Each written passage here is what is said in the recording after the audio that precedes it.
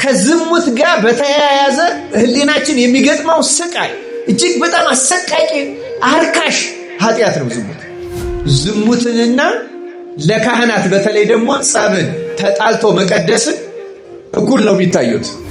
ተጣልቶ የሚቀድስ ካህን እና በዝሙት ውስጥ ሆኖ ክርስቲያን ነኝ ብሎ የሚያስብ ሰው እኩል በእግዚአብሔርና በራሱ ፊት ትልቅ አብርሃም በእኔና በአንተ መካከል ነው ትልቅ ገደል እንዳለው ትልቅ የማያገናኝ መጋረጃ ጥቁር መጋረጃ ነው ያለው። በእነዚህ ኃጢአቶች ውስጥ ያለ ሰው በእርግጠኝነት በሲኦል ውስጥ ነው የሚኖረው። በእርግጠኝነት ምን አይደለም ምለው መጻፍት ናቸው። ካልሆነ ታሞ መተኛት የዝሙት መንፈስን ራሱ ይቀሰቅሳል ይላሉ።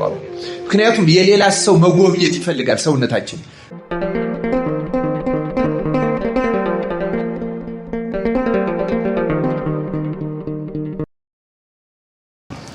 በስመ አብ ወወልድ ወመንፈስ ቅዱስ አሐዱ አምላክ ሲያብራና ማት።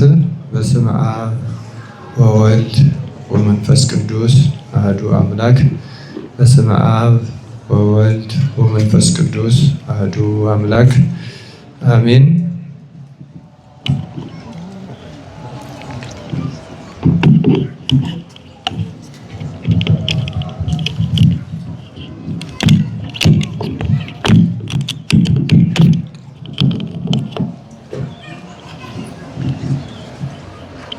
መላከ ብርሃናት ናሁሰናይ ነጋ የደብሩ አስተዳዳሪ፣ በዚህ ያላችሁ እጅንተ እግዚአብሔር ካህናት፣ ላይካነ ምስጢር ዲያቆናት፣ ለዚህ ጉባኤ ታደማችሁላችሁም አባቶች፣ ወንድሞች፣ እናቶችና እህቶች እንደምን ዋላችሁ? እንደምን አመሻችሁ? እንደምን ሰነበታችሁ? አሜን። ልዑለ ባህሪ እግዚአብሔር አምላካችን ስሙ ለዘላለም የተመሰገነ ይሁን። ዛሬ እንደ እግዚአብሔር መልካም ፈቃድ ጥቃቅን ፍጥረታት በሚል ርዕስ እንማማራለን። መነሻ የምናደርገው የመጽሐፍ ቅዱስ ክፍለ ምንባብ መጽሐፈ ምሳሌ ምዕራፍ 30 ቁጥር 24 እስከ 28 ያለውን ይሆናል። ይህን ክፍል እኔ አስቀድሜ በንባብ አሰማቸዋለሁ። እግዚአብሔር አምላካችን በቸርነቱ ለድህነታችን የሚጠቅመንን ምስጢር ይግለጽልን። በምድር ላይ 4 ጥቃቅን ፍጥረታት አሉ። እነርሱ ግን እጅግ ጠቢባን ናቸው። ገብረ ጉንዳን ኃይል የሌላቸው ሕዝቦች ናቸው። ነገር ግን በበጋ መኗቸውን ይሰበስባሉ። ሽኮኮች ያልበረቱ ሕዝቦች ናቸው። ቤታቸውን ግን በቋጥኝ ድንጋይ ውስጥ ያደርጋሉ። አንበጣዎች ንጉሥ የላቸውም። ሁላቸው ግን በመልካም ሥርዓት ይሄዳሉ። እንሽላሊት በእጅ ይያዛል፣ በነገስታት ግቢ ግን ይኖራል ይላል። ስለ ቃሉ የአምላካችን እግዚአብሔር ስሙ የተመሰገነ ይሁን። እንደሰማችሁት ስለ 4ቱ ጥቃቅን ፍጥረታት መፍቀሬ ጥበብ ሶሎሞን በዚህ በመጽሐፈ ምሳሌ የመዘገበልን ነገር ከርዕሱም ከመጽሐፉ ስም እንደምንረዳው መጽሐፈ ምሳሌ በምሳሌ የሚያስተምር የሚናገር። ሶሎሞን ብዙ ጊዜ እንደምትሰሙት እንደምታውቁትም እግዚአብሔር ጥበብን የሚተካከለው ሌላ ሰው እንዳይኖር አድርጎ ጥበብን የሰጠው ሰው ነው። እግዚአብሔር ጥበብ የሰጠው ሰው እና ይህን ጥበብ ከተቀበለ በኋላ በድሏል እንደ ሰው። ግን ደግሞ ንስሐ ገብቶ ተመልሶ ከእግዚአብሔር እንደገና ሁሉ ከንቱ እያለ በእውነቱ እጅግ የሚደንቁ ምሳሌያዊ ነገሮችን ተናግሯል፣ አስተምሯል። እና በዚህ በመጽሐፈ ምሳሌ ምዕራፍ 30 ላይ በተለይ ስለ ፍጥረታት የማናስተውላቸው ፍጥረታት ለምን እንደተፈጠሩ ወይም ለሰው ልጅ መማሪያ እንደሚሆኑ እግዚአብሔር መቼስ ፍጥረትን አንዱ የፈጠረበት ዓላማ ለአንክሮ ለተዘክሮ ነው ማለት እያደነቅን ለመማር ከዚያ ለመማር ለማወቅ ስለሆነ ከዚያ የምንማርባቸውን የተለያዩ ፍጥረታት እያመጣ ይነግረናል። ከነዚያ ውስጥ ዛሬ እነዚህን አራቱን እንማማርባቸዋለን። ልዩ የሚያደርጋቸው አንደኛ ጥቃቅን ናቸው፣ ሁለተኛ ከሁሉም እንደሰማችሁት እጅግ ጠቢባን ናቸው ይላል እና ሰው ደግሞ በፍጥረቱ የከበረ ቢሆንም በተለይ ሕያዊት ነፍስ ያለው ስለሆነ መላእክትን በዚህ በነፍሱ ቢመስልም ከመላእክትም በላይ እግዚአብሔር በመልካችን እንደ ምሳሌያችን እንፍጠር ብሎ የፈጠረው አርአያ ሥላሴን ገንዘብ ያደረገ ፍጥረት ቢሆንም ከድቀተ አዳም ከአዳም መሳሳት በኋላ ግን መጥቶም ክርስቶስ ካዳነን በኋላ እንኳ ከዚያ ድካም ወጥመድ ማምለጥ እያቃተን በጥምቀት ያገኘውን ጸጋና ልጅነት ጠብቆ ማቆየት አልችል ብለን እንደገና በብዙ ድካም ውስጥ እንገኛለን። እውነቱን ለመናገር ሰይጣን ራሱን ክፉ አድርጎ ከእግዚአብሔር ተገፎ ቢወድቅም ኃይሉ እውቀቱ ስለተነሳው አሁንም የሚሰራው በጣም የረቀቀ ስራ ነው። ይሄ ማለት ምን ማለት ነው? ከእግዚአብሔር ቢጣላም ወደ ጥልቁ ቢጣልም ቢፈረድበትም ክፋትን ከራሱ በማንቃቱ ምክንያት ኃጢአትን ሞትን በማምጣቱ ምክንያት ወደዚህ ዓለም በማስገባቱ ምክንያት የተጣለ ቢሆንም ኃይሉ ግን አልተነሳው እና ክርስቲያኖች አሁንም በዚያ መንገድ ይሰራል። ስልካችንን ድምፅ አልባ ብናደርግ ጥሩ ነው። ሁላችንም ቤተክርስቲያን ውስጥ ሰምታችሁኛል። ስልኩን ድምፅ አልባ ያላደረገ ሰው ካለ ያደርግና በጣም አስቸኳይ ማንሳት ያለበት ሰው ካለ ደግሞ ወደ ዳር ተቀምጦ ወጥቶ ነው ማንሳት ያለበት። እና ሰይጣን እንኳን ከነክፋቱ ሆኖ በዚያ ኃይሉና ትጋቱ እስካሁን ይሰራል። ሰው ግን በጣም ይገርማል። የተፈጥሮውን ያህል ማስተዋል አልችል ብሎ አሁንም በብዙ ድካም ውስጥ ይገኛል። እና ይህንን ዛሬ ዕለቱ እንደምታውቁት ነገ ማን ነው የምንለው? በዓሉ ማን ነው ነገ? አዎ በደብረ ዘይት ተራራ ላይ ጌታችን ስለ ዳግም ምጽአቱ ያስተማረው ትምህርት ወይም ደግሞ ዳግመኛ የሚመጣ መሆኑን የምናስብበት ዕለት ነው። አሁን 12 ሰዓት አልፏል። ያለፈው የመጻጉዕ ሳምንት አልቆ የደብረ ዘይት በአቆጣጠሩ ተጀምሯል እና በዚህ አገላለጹ እነዚህን አራቱን ፍጥረታትም እንደ ምሳሌ ሶሎሞን የተናገረባቸውን ዛሬ ለትምህርት ያመጣናቸው ከዚህ ጋር በተገናኘ ነው። እነዚህ አራት ፍጥረታት በጣም የሚገርሙ ናቸው። ይቅርታ ግግር እዚህ አካባቢ ካለ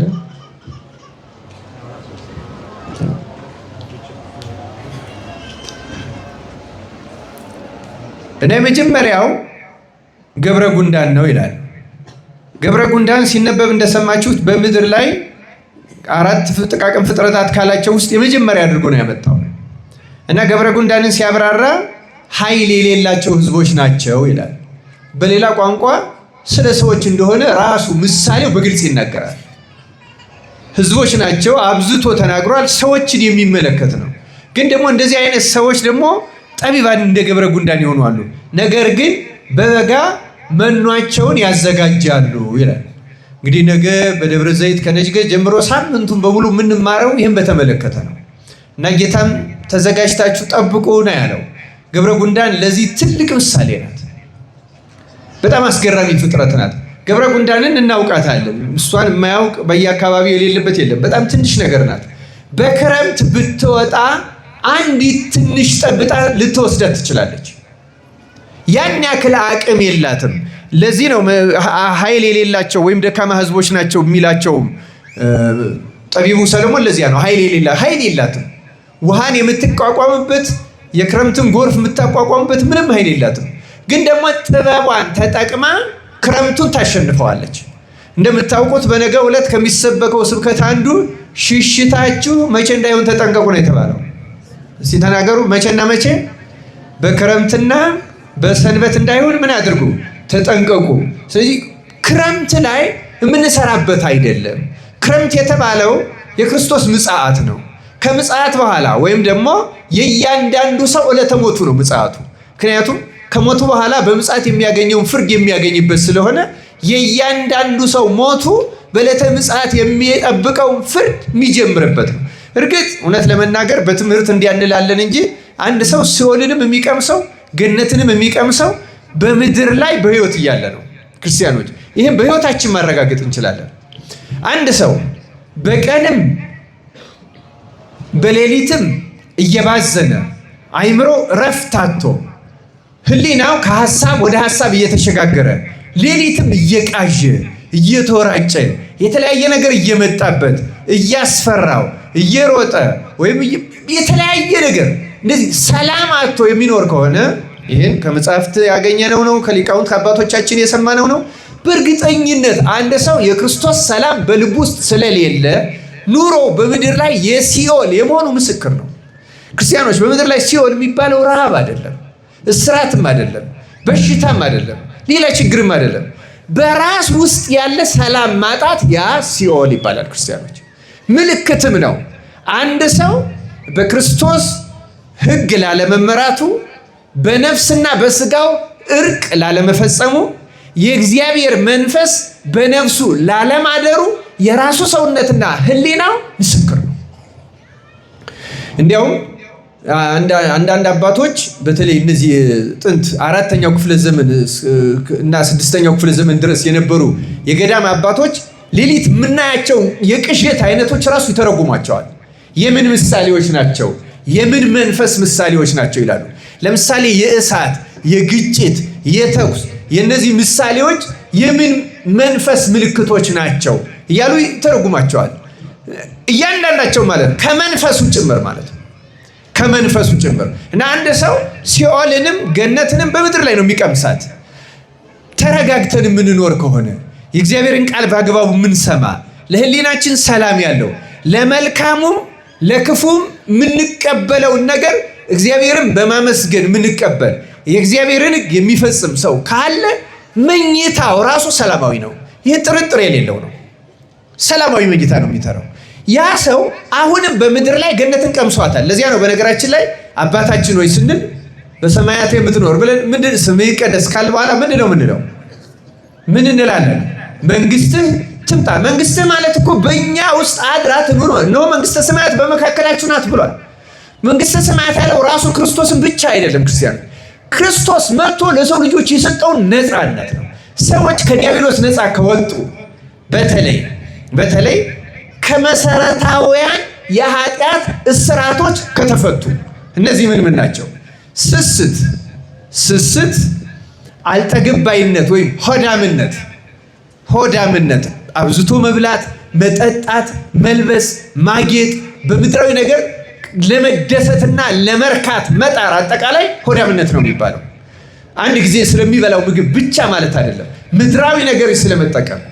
ስለዚያ ያለን ስስትና አመለካከት፣ ሰዎች ስላላቸው ንብረት አይተን የምንቀናው መቅናት፣ ጉጉት፣ እዚህ ጋር የምንለው እነዚህ በሙሉ የሆዳምነት መገለጫዎች ናቸው። ስስት፣ ሆዳምነት ተለይተው ነው የሚነገሩ፣ ተቀራራቢዎች ናቸው። የገንዘብ ፍቅረ ነዋይ፣ ትዕቢት፣ ቁጣ፣ ዝሙት፣ ርኩሰት። ዝሙት የሚለው ያሳንሰዋል። ምክንያቱም በገቢር የሚፈጸመው ብቻ አይደለም። ከዝሙት ጋር በተያያዘ ህሊናችን የሚገጥመው ስቃይ እጅግ በጣም አሰቃቂ አርካሽ ኃጢአት ነው። ዝሙት አጎስቋይ ነው።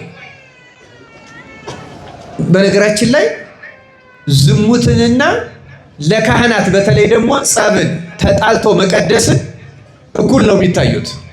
ተጣልቶ የሚቀድስ ካህን እና በዝሙት ውስጥ ሆኖ ክርስቲያን ነኝ ብሎ የሚያስብ ሰው እኩል በእግዚአብሔርና በራሱ ፊት ትልቅ አብርሃም በእኔና በአንተ መካከል ነው ትልቅ ገደል አለ እንዳለው ትልቅ የማያገናኝ መጋረጃ፣ ጥቁር መጋረጃ ነው ያለው። ቁጣ እና ከዚህ ጋር እንደው የመጨረሻው ከባዱ የሚባለው ተስፋ መቁረጥ። በእነዚህ ኃጢአቶች ውስጥ ያለ ሰው በእርግጠኝነት በሲኦል ውስጥ ነው የሚኖረው። በእርግጠኝነት ምን አይደለም ምለው መጻሕፍት ናቸው የሚሉት። ሲኦልን እዚህ ውስጥ ነው የምንኖራ ክርስቲያኖች። የሆነ ቀን ትመጣለች፣ እናውቃታለን እዚህ። ለዚህ ነው አሁን ለምሳሌ የሆነ ሰው ሰደበን ብለን የሆነ ነገር ተደረግን ብለን ረፍት የምናጣው ስለምንቃጠል ምንንገበገበው ይቅር ማለት የሚያቅተን በእነዚህ የኃጢአት እስራቶች ውስጥ ስለታሰርን ነፍሳችን ስለምትሰቃይ ነው። ረፍት ታጣለች። በነገራችን ላይ እነዚህን ኃጢአቶች ተዋግቶ እግዚአብሔርን ምሕረት ለምኖ በእርጋታ የሚኖር ሰው ደግሞ የእግዚአብሔር መንግስት በውስጡ ያለች። ለዚያ ነው ጌታ መንግስት ትምጣ በሎ ያለው። ይቺ ከኃጢአት እስራት ተፈተን በዚህ ምድር ላይ በሰላም የምንኖርባት የማታስደንቀን መከራ ማያስደንቀውም ለእንደዚህ አይነት ክርስቲያን ደስታ ማያስደንቀው በመጠን ነው የሚኖረው። ክርስቲያኖች ይችን የእግዚአብሔር መንግስት ውስጥ የመኖር ህይወት እንድናገኝ እግዚአብሔር በቸርነቱ ይርዳል። እውነቱ እግዚአብሔር ይረዳናል።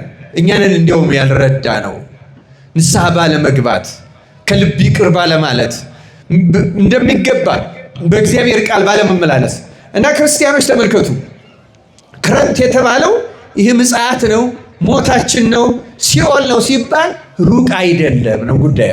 ሩቅ አይደለም።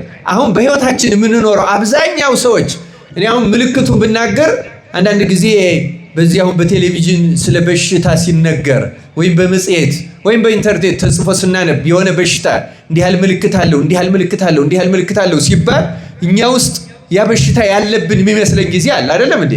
ምክንያቱም ቢያንስ የተወሰኑት ምልክቶች ስለምናያቸው። ሲኦልም እንደዛ ናት። በነገራችን ላይ ምልክቶቹን እናውቃቸዋለን አሉ። እዛ ውስጥ ያለን ሰዎች ሲኦል ውስጥ ነው ያለን አሁን ይመስለናል እንጂ ጭንቀት ውስጥ ያለን፣ ረብሻ ውስጥ ያለን፣ መንበዛበዝ ውስጥ ያለን፣ ከቤተሰብ ጋር እንኳን ሰላም የሌለን ሰዎች ሲኦል ውስጥ ነው ያለን።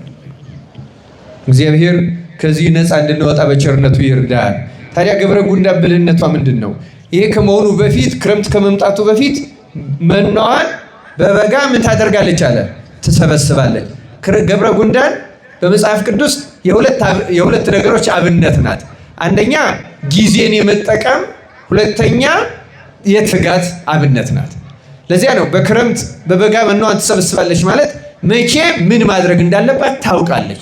ጌታም በእውነቱ ይህን በተመለከተ ሲያስተምረን እንደው በብዙ መንገድ ይህን የመሰለ ነገር ተናግሮናል። መጀመሪያ ስለ ገብረ ጉንዳን አንድ ተጨማሪ ከሶሎሞን ጥቅስ ላንብብላችሁ። መጽሐፈ ምሳሌ ምዕራፍ 6 ቁጥር 6 ላይ አንተ ታካች ወደ ገብረ ጉንዳን ሂድ፣ መንገዷንም ተመልክተህ ጠቢብ ሁን ይላል።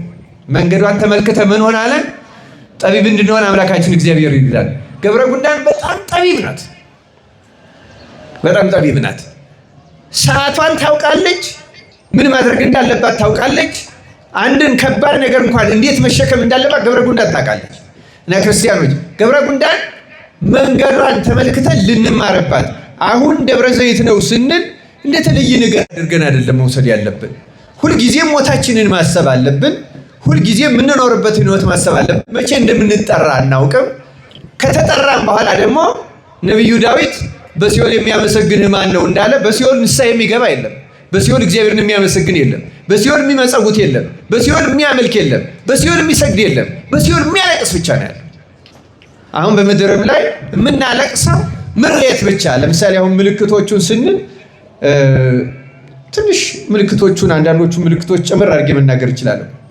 ለምሳሌ ትችት ብቻ የሚቀናው ሰው፣ ትችት ብቻ ስለ ማንኛውም ነገር የምንተች ሰዎች፣ ትችት ከቀናን በውስጥ ትችት ትዕቢት የሚባል ትልቁ ኃጢአት እኛ ውስጥ የመኖሩ ምልክት ነው። በነገራችን ላይ ትችት ካለ ትዕቢት በፍጹም አይፈጠርም።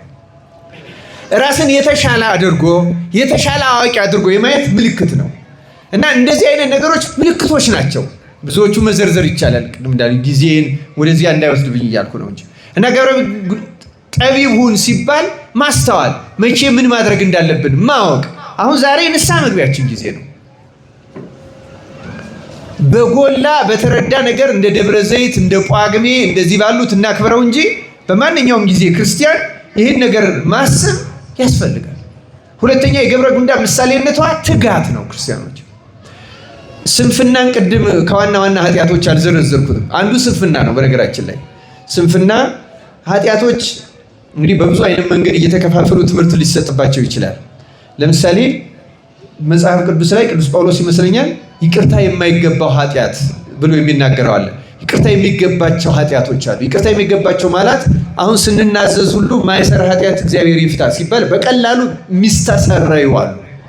ግን ተናዘንባቸው ንስሐ ገብተንባቸው ቀኖናችንን ፈጽመን እንኳን ክርስቲያኖች ቀኖናችንን ፈጽመን ስላለፈው ይቅርታ አግኝተን ግን ያ ኃጢአት ከኛ ውስጥ ስሩን ስላልነቀለ ጉቶ ስላልተነቀለ ደግመን እየሰራ ነው ከኛ ጋር ተጣብቆ የሚኖር የኃጢአት አይነት ያ ይቅርታ የማይገባው በሌላ ቋንቋ ይቅርታ የሌለ ሆኖ ሳይሆን ጉቶ ተነቅሎ ካልወደቀ ዘሩ ፈጽሞ ከኛ ልቡና ካልጠፋ ካልተወገደ ለስጋው ደግሞ የማያበቁ ናቸው። አሁን ቅድም የዘረዘርኳቸው ከነዚያ ውስጥ ቅድም ያልዘረዘሩት አንዱ ስንፍና ነው።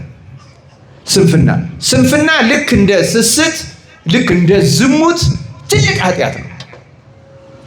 መንፈሱም በጣም ከባድ ነው። ለምሳሌ የስንፍና መንፈስ የቀትር ጋኔን ይባላል። መዝሙር 90 ላይ ያለው ከቀትር ጋኔን አትፈራም ይላል። ለምሳሌ ዘይሐድር በረድኤተ ልዑል ወይነብር ውስጥ ጽላሎቱ ለአምላከ ሰማይ ይብሎ ለእግዚአብሔር ምስካየ ወጽሆነ ያንተ በእግዚአብሔር ጥላ የሚያድር እግዚአብሔርን በማመስገን በሕጉ የሚኖር ሰው እግዚአብሔርን መታመኛ የሚለው እንዲህ ያለው ሰው ከክፎች መናፍስት የተጠበቀ መዝሙር 90 በዝርዝር ነው የሚያስረዳ። በአማርኛው መዝሙር 90 ከነዚያ ውስጥ አንዱ ከቀትር ጋኔን አትፈራም ይላል። ከምን አትፈራም?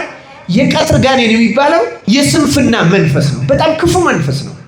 ሰዎችን ለጸሎት እንዳይነሱ የሚያሰንፍ፣ ለቅዳሴ ገስግሰው እንዳይመጡ የሚያሰንፍ፣ ለጸሎት ለማንኛውም ለምጽዋት ለበጎ ስራ ለይቅርታ ምክንያት እየፈጠረ የሚያልፈሰፍስ በጣም አደገኛ።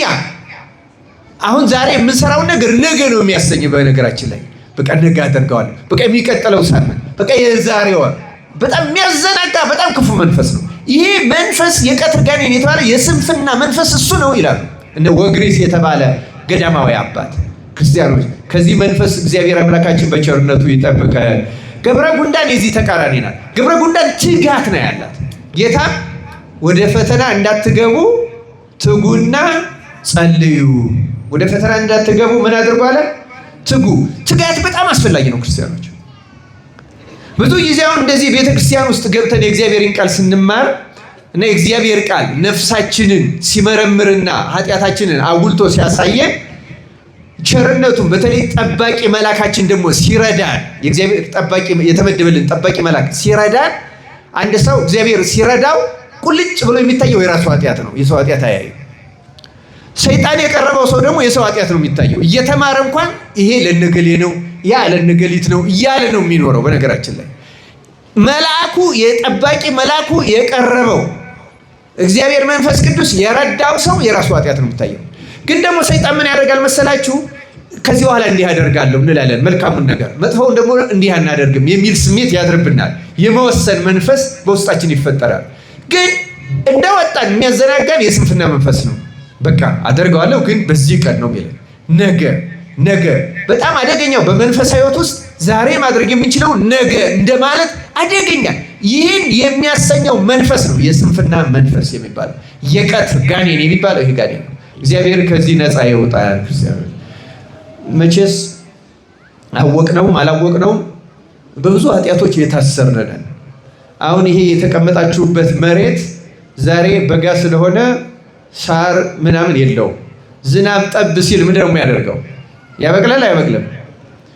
ሰውነታችን ማለት እንደዚያ ነው። በነገራችን ላይ አሁን ቃል እግዚአብሔር ስንሰማ ንስሐ ስንገባ ቀኖና ሲሰጠን ኃጢአቱ እንደዚህ የደረቀ ነው የሚመስለን። ግን ከስር አለ ዘሩ አለ ስላለ ነው የሚበቅለው። ክርስቲያኖች ጨርሶ ስላልሞተ ማለት ነው።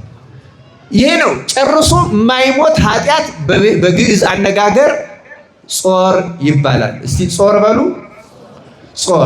ጾር ማለት የማይለቅ ቶሎ የማይለቅ ተጣብቆ የያዘ ማለት ነው። ጾር አለብኝ ይላሉ አሁን አባቶች። ጾር አለብኝ ማለት እየተዋጉት ያለቀቃቸውን ነገር የሚያውቁት ማለት ነው። ይሄ ጾር ይባላል። የማይለቅ ንስሐ ገብተንበት ቀኖናችንን ፈጽመን ላለፈው ስርየት አግኝተናል። ጥርጥር ላይ ገባችሁ። ግን ደግሞ ዘሩ ቅድም እንዳልኳችሁ መሬት ሰውነታችን ውስጥ ስላለ ምቹ ሁኔታ ሲፈጠር ብቅ ይላል እንደገና። ዝሙትን እንዋጋዋለን፣ ግን ደግሞ ወዲያው ምቹ ሁኔታ ሲያገኝ ብቅ ነው የሚለው ሰውነታችን። ይገርማቸዋል። እንዲያውም ስለ ዝሙት አባቶች የሚናገሩት አንድ አባባል አለ በሀገራችን። ሰውን ማመን ምን አድርጎ ነው? ቀብሮ ነው ይባላል። እና አሁን ሰው ተንኮለኛ ነው ለማለት እያደረግን እየወሰድ ነው። ግን በመጽሐፍተ መነኮሳት ዜና አበው ላይ ያለ ነው። በነገራችን ላይ ይሄ ዜና አበው ላይ ያለ ታሪክ ነው። እና ዜና አበው ላይ ያለ ታሪኩን በጣም አስገራሚ ነው። ሰውን ማመን ቀብሮ ነው የሚባለው ለምንድን ነው?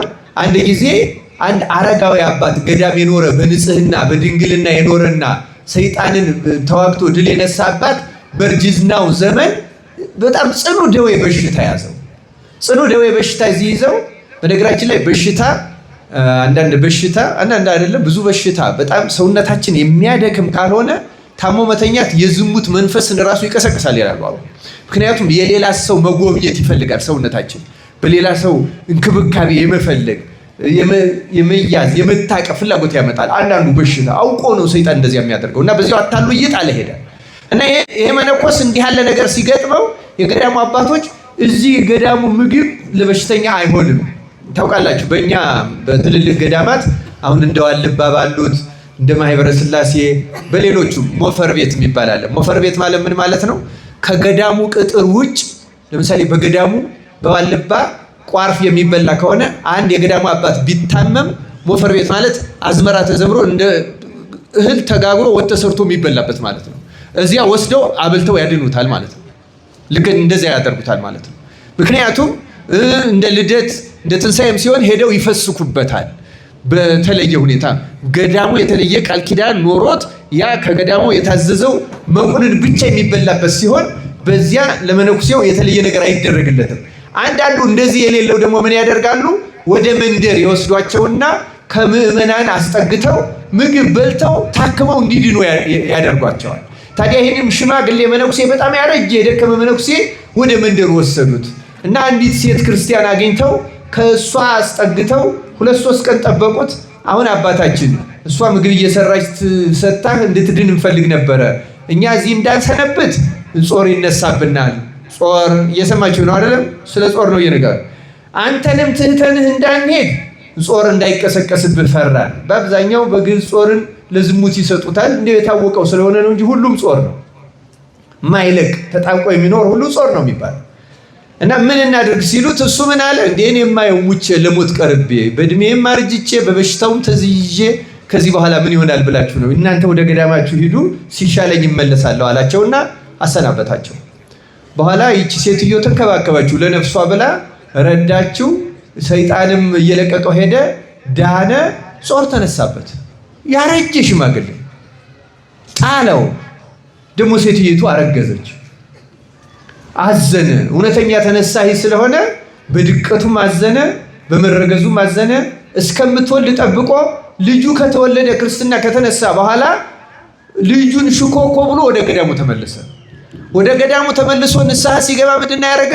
የወለደውን ልጅ ተሸክሞ ይኸው ያ ሞቷል ያልኳችሁ ያ የሞተው ሰው ድኖ እዩት ተመልከቱት እያለ ልጁን ራሱ አድርጎ በገዳሙ አባቶች እየዞረ ንስሐ ገባ። የዛ ጊዜ ነው ለካ ሰው ማመን ቀብሮ ነው። ሞቷል እኮ ሰውዬው፣ ግን ስላልተቀበረ ተነሳ፣ ዳነ፣ ለድቀት ደረሰ። ሰው ካልሞተ በቀር ከዝሙት ጾር ነፃ አይሆንም። በእውነት ለመናገር እግዚአብሔር መንፈስ ቅዱስ ረድቶት ካላጠፋለት በቀር ለብዙዎቹ ቅዱሳን አጥፍቶላቸዋል። አሁን በግብፅም አንድ ሌላ አባ ገብርኤል የሚባል ፓትርያርክ፣ እንደውም ስንክሳሩ ታሪኩ በዚህ በየካቲት ወር ነው፣ ቀኑን ረሳሁት እንጂ በጣም ትልቅ ተአምር የሚያደርግ ጸጋ የተሰጠው ትልቅ መናኝ ነበር። በኋላ መንፈስ ቅዱስ መረጠውና ፓትርያርክ ሆነ። ፓትርያርክ ሆኖ በጣም የሚገርመው ነገር በግብፅ ስርዓታቸው ከገዳማቸው ነው የሚኖሩ። የአስተዳደር ስራ ካለባቸው ሄደው ሰርተው ወደ ገዳማቸው ይመለሳሉ እንጂ ከተማ አይሰነብቱ። ምክንያቱም ፈተናው ይፈሩታል። የገዳማቸውም ስርዓት እንደዚያ ነው። ሌላው ቀርቶ ጳጳሳቱ የግብፅ ልብስ የሚያለብሳቸው ገዳማቸው ነው እንጂ በግል ገንዘብ ገዝቶ መልበስ የሚባልም የለም። በዚያ አይደረግም። ምክንያቱም አንድ ጊዜ እነሱ ራሳቸውን ለቤተክርስቲያን ሰጥተዋል። ታዲያ ይህ አባት ፓትርያርክ ከሆነ በኋላ ወደ ከተማ ለስራ ሲመላለስ የዝሙት ጾር አስቸገረው እና በጣም ተጋዳይ ስለሆነ ይጾማል፣ ይጸልያል፣ ይሰግዳል፣ ቸርነት ያደርጋል፣ ተግቶ ይሰራል። ቢያደርገው ግን አልጠፋለት ሲል ለአንድ ገዳማዊ ትልቅ አባት ሄዶ ተናዘዘለት። እኔ እናንተን ብላችሁ መንፈስ ቅዱስን ብሎ ተወስጄ በዚያ ኃላፊነት ተሾሙ፣ ግን ወደ ከተማ መውጣት መግባት ከጀመርኩ በኋላ የጾር አልጠፋልኝ አለ። ምን ላድርግ አባቴ? ይህን አደረግኩ አልጠፋልኝ አለ። ፓትርያርኩ እንደዚህ ብሎ ንስሐ ገባ። ያ ገዳማዊ አባት መከረው። እንዲህ ያለውን ጾር እግዚአብሔር ነቅሎ የሚጥልልህ በትህትና ስራ ነውና የትህትና ስራ አለ። ፓትርያርክ ምን እንዳደረገ ታውቃላችሁ? በዚያ በገዳም ነው የሚኖረው። በገዳሙ ያሉትን የአበውን የሽማግሌዎቹን እንዳሁኑ እንደምታውቁት ዘመናዊ ሽንት ቤት የለም። እንደዚህ ገዳማውያኑ ከበዓት አይወጡም። ሽንታቸውን የሚቀበሉበት ዕቃ አላቸው። ከዚያ ለረዳቸው ከውጭ ያስቀምጡታል። ሌላም ብዙ ቆሻሻዎች አሉ በገዳም። እነዚያን በሌሊት እየተነሳ እየጠረገ ሩቅ ቦታ እየወሰደ እየደፋ የሚያፈሰውን እያፈሰሰ 2 ዓመት ፓትርያርክ ሆኖ በድብቅ ማንም ሰው ሳያውቅ ሰው ሳያዩ የገዳሙን ቆሻሻ እየጠረገ እየወሰደ። ምክንያቱም ቀን ጠርገዋለሁ ቢል ፓትርያርክ ስለሆነ የሚያስጠርገው የለም። ሁሉም ተረባርቦ ይቀማዋል። ግን የትህትና ስራ እግዚአብሔር ስለሚሆን ተደብቆ 2 ዓመት ይሄን አደረገ። ከ2 ዓመት በኋላ ጌታ ትህትናውን አይቶ የዝሙትን ጾር አጠፋለት፣ እንደ እግዚአብሔር መልአክም ሆነ ይላል። እግዚአብሔር እንደዚህ አድርጎ ነፃ የሚያወጣቸው ብዙ ቅዱሳን ነፃ ያወጣቸው። እግዚአብሔር እንደዚህ ነፃ ካላወጣ በቀር በእውነቱ ጾር ቶሎ አይጠፋም። እግዚአብሔር በቸርነቱ ነቅሎ ይጣልልን። ክርስቲያኖች ምንድነው የምናደርገው ልትሉ ትችላላችሁ። አሁን ከዚሁ ከግብረ ጉንዳን ሳልወጣ የትጋት ምሳሌ ስለሆነ፣ ምክንያቱም ምጽአት ሌላ አይደለም። ምጽአት ኃጢአትን ተዋግቶ ድል ላልነሳ ሰው ሲኦል ነው፣ ድል ለነሳ ሰው ደግሞ ገነት ነው። ሌላ ምንታው የለም። እንዴት ነው ድል የምንነሳው? አሁን ይኸው በበጋ መኖዋን ታከማቻለች ነው የሚለው ገብረ። ምን አይነት መኖ ነው አሁን እኛ መሰብሰብ ያለብን? በተለይ እንደ አብይ ጾም ባለው በዚህ ወቅት፣ በጾሙ ወቅት ቅዱሳን በገዳማት ያሉ ትጉሃን ዝጉሃን እንደ መላእክት፣ አንዳንዶቹ ብዙዎቹ አሁን ራሱ በዚህ ዘመን በኢትዮጵያ ውስጥ በሳምንት 1 ቀንና 2 ቀን ወይ 2 ቀን ለምሳሌ ሐሙስ ቀን ይቀምሳሉ። ከዚያ ሰንበትን ስለማይሽሩ በሰንበትም ይቀምሳሉ።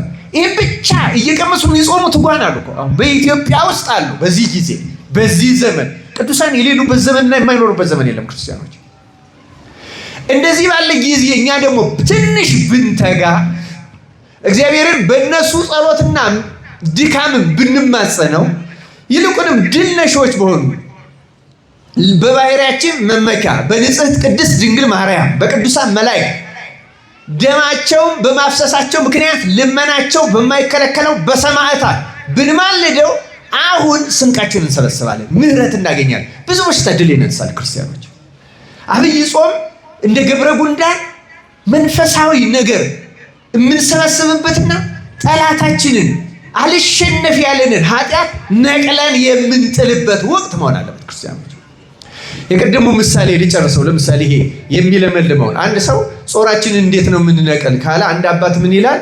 እንደ አንድ አትክልተኛ ራስህን ቁጠር ይላል። አትክልተኛ ምን ያደርጋል ይላል። አትክልተኛ አትክልት የሚተክልበት ቦታ ላይ ያሉትን እሾሆች፣ ኩርንችቶች፣ ቁጥቋጦዎች አስቀድሞ ምን ያደርጋል? ይነቅላቸዋል። አይደለም እንዴ? መንቀል ብቻ አይደለም፣ መንጥሮ ለምሳሌ ቆጥቆጦ ከተዋቸው እንደገና ያበቅላሉ። አሁን ያልኳችሁ ያ ነው። ንስሐ የገባንበትን ኃጢአት ከነጉቶ ካልነቀል ነው እንዲያውም 2-3 ቅርንጫፍ ነው ይወጣል። እንደ አንዳንዱ ዛፍ፣ እንደ ባህር ዛፍ እንደዚህ እንደ ሌሎቹ ማለት እንደዛ ያደርጋል። ስለዚህ አንድ ክርስቲያን እንደሚያደርገው ስላለፈ ኃጢአት ተገላግያለሁ ብሎ ብቻ መዘናጋት የለበትም። ያ ኃጢአት ከሰውነቱ ተነቅሎ እንዲወጣ ጉቶ እንዲነቀል ፈጽሞ ያን ነቅሎ መሬት የተባለች ሰውነቱ ማለስለስ አለበት። ምክንያቱም ከዚያ በኋላ የሚመጣ ነገር አለ። ስለዚህ አንዱና እኛ ክርስቲያኖች የምንረሳው ነገር ከንስሐችን በኋላ ያን ከዚህ በፊት የጣለንንና እየደጋገመ የሚጠለንን ጾር ጉቶውን ነቅሎ ከሰውነታችን ከነሰንኮፉ ነቅሎ መጣል የሚጥልልን ክርስቶስ ነው። ግን እኛ ያን ለማድረግ መትጋት አለብን። የገብረ ጉንዳን ትጋት መጀመሪያ እና አትክልተኛ ሰው ነው የሚያደርገው። ያንን ነቅሎ ከጣለ በኋላ ምን ያደርጋል? አሁን አዲሱን ተክል ብርቱካን ይሁን ማንጎ ይሁን ይተክለዋል። ተክሎ ደግሞ ዝም አይለው። ምን ያደርገዋል? እንደገና ይንከባከበዋል። ለሱ የሚሆነውን ማዳበሪያውን ውሃውንም ያደርገታል። 4 ነገር ነው የሚያደርገው። መጀመሪያ ያንን ኃጢአቱን ቆርጦ ይጥላል ቁጥቋጦውን፣ ከዚያ ጉቶውን ነቅሎ ይጥላል፣ ከዚያ መልካሙን ተክል ይተክላል፣ ከዚያ በኋላ ይንከባከባል። ክርስቲያንም ምንድን ነው የሚያደርገው? ንስሐ ይገባል ማለት ስለቀደመው ኃጢአቱ ስርየት ያገኛል። ቆረጠው ያንን ኃጢአት ማለት ነው። ግን ጉቶ ይቀራል። ያን ጉቶ ነው ነቅሎ መጣል። ለብዙዎቻችን ያቃተን ያ ነው። እንደገና እየመላለሰ የሚጥለን በዚህ መሰረታዊ ምክንያት ነው። ክርስቲያኖች እንዴት ነው ይህን የምናደርገው? እንዴት ነው ይህን የግብረ ጉንዳን ትጋት ጌታ ትጉና ጸልዩ ወደ ፈተና እንዳትገባ፣ እንዴት ነው ይህን የምናደርገው? ክርስቲያኖች አባቶች የሚመክሩት አሉ። ብዙዎቻችን ብዙ ኃጢአቶች ወይም የኃጢአት መናፍስት ኃጢአት የሚያሰሩን ተጣብቀውን የሚኖሩ እንደዚህ አይነት ሊኖሩ ይችላሉ። ግን ብዙ አባቶች የሚሉት ምንድነው? በአንድ ሰው ላይ አንደኛው ኃጢአት አውራ ይሆናል ይላሉ። አንደኛው ኃጢአት ለምሳሌ በአንድ ሰው ላይ ዝሙት አውራ ኃጢአት ይሆንና ግን ስስትም፣ ቅናትም፣ ምቀኝነትም፣ ትዕቢትም፣ ስድብም፣ ልፍለፋም፣ ከንቱነትም ሊጨመርበት ይችላል አንድ ሰው። አሁንም ያልዘረዘርኳቸው። በአንደኛው ላይ ደግሞ ትዕቢት አውራ ይሆንና ውሸት፣ ቅናት፣ ቁጣ፣ ሌሎቹ ይኖርበታል። በአንደኛው ላይ ደግሞ ሐሰት አውራ ሊሆን ይችላል። ስለዚህ አባቶች የሚሉት ምንድን ነው? እንደነዚህ ያሉ ኃጢአቶች እንዳሉብን የኃጢአት መናፍስት እንዳሉብን ስንረዳ ክርስቲያኖች ማድረግ ያለባቸው ምንድን ነው? በእነሱ ሰውነት ላይ አውራ የሆነውን የሰለጠነውን ነው መርጠው መጀመሪያ መዋጋት ያለባቸው እሱን ነው ይላሉ። ይህን እንድንዋጋ አምላካችን እግዚአብሔር ይርዳል። እንዴት ነው የምንዋጋው ነው ጥያቄው። ምሳሌዎች፣ ብዙ ምሳሌዎች ተመስለዋል። 10 በትር ወይም 10 እንጨት ሰተን አንድ ሰው ስበር ብንለው 10ን አንዴ ነው መስበር የሚችለው ወይስ አንዳንድ እያደረገ ነው መስበር የሚችለው? አንዳንድ እያደረገ ነው አይደለም? ለዚያ ነው አንዳንድ እያደረግን ኃጢአታችን ድል እንነሳለን። ግን በቀላሉ ድል ለመንሳት አለቃ ሲመታ ሰራዊት እንደሚበተነው በሰውነታችን ከሰለጠነው ዋናውን ከተዋጋ ነውና እሱን ድል ከነሳን ሌሎቹ ከሱ ጋር አብረው እየከሰሙ ይሄዳሉ ይላሉ። እንዋጋቸዋለን። ግን መሰረታዊ ይዋል ግን ያን ስናደርግ ደግሞ ከዚያ ጋር የሚሄዱ መሰረታዊ ነገሮች አሉ። ለምሳሌ ዝሙት የሰለጠነበት ሰው ቢኖር ማድረግ የሚገባው ነገር አለ። ንስሐ መግባት ብቻ አይደለም የሚነቅልለት። ተመልከቱ፣ ከዚህ ጋር የሚሄዱ ከዝሙት ጋር የሚሄዱ መሰረታዊ ነገሮችን ማጥናት አለበት። ዝሙትን የሚያባብሱ መሰረታዊ ነገሮች ምንድን ናቸው? የመጀመሪያው መብል መጠጥ ነው። ዝሙትን የሚያባብሰው ቅዱስ ወግሪስ ይላል በመጽሐፈ ወግሪስ ላይ እንደተጻፈው እንጨቱን ከቆሰቆስ እሳቱ የበለጠ ይነዳል ይላል። አንድ ሰው መብል መጠጥ ከጨመረ ዝሙት ይቀጣጠላል፣ የማይቀር ነገር ነው። እና እሳቱን ማቀዝቀዝ የፈለገ ሰው እንጨቱን እንደሚቀንስ የምትበላውና የምትጠጣው ቀንሰው መጥነው ይላል። ከትዳር ውጭ ላይ ሄድ ይችላል አንዳንድ ሰው፣ ግን በትዳር ውስጥም ሆኖ ለሰንበት ለጾምም ረፍት ላይ ሰጠው ይችላል ሰውነቱ። እንዲህ ያለ ሰው እንጨቱን መቀነስ አለበት፣ ምግቡን መቀነስ አለበት። በጣም የተመጠነ በተለይ በጾም ወቅት። ከዚያ መኝታ ይለያል። ይህን ያደርጋል። ከዚህ ቀጥሎ ደግሞ የሚያደርጋቸዋሉ ወደዚህ ህሊናን። በነገራችን ላይ እንደነዚህ ያሉ ኃጢአቶች እንደ ፎቶ ድሮ ፊልም የሚባል ነበር ታውቃላችሁ አይደል? የሚታጠብ ደርሳችሁበታል። እንደዚያ በእኛ ውስጥ ፕሪንት አላቸው፣ የማይለቅ ቶሎ የማይወጣ ማለት ነው።